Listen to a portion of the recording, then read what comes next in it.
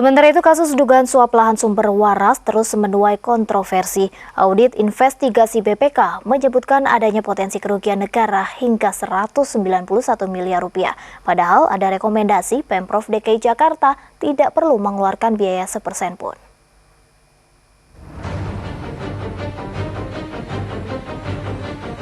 Orang jelas BPK-nya ngaco begitu kok.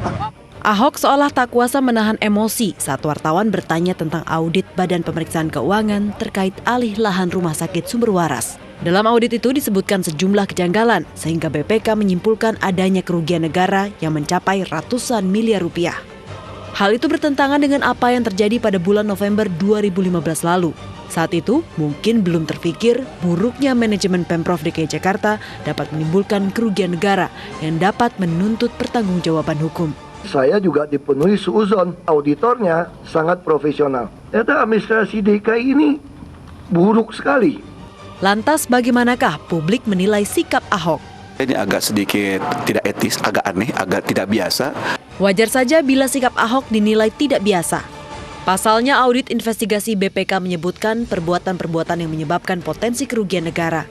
Dalam kasus alih lahan sumber waras itu, potensi kerugian negara disebutkan mencapai 191 miliar rupiah.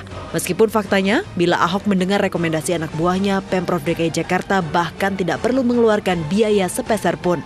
Kita tidak menyebutnya korupsi, kita menyebutnya kerugian negara. Nggak mungkin negara rugi kalau perbuatannya benar sesuai aturan.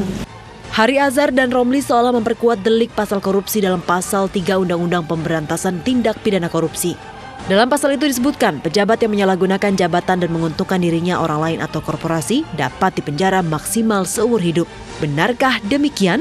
Menurut saya sih sudah jelas ada korupsi di situ dan Ahok harus bertanggung jawab. Tim MNC Media melaporkan.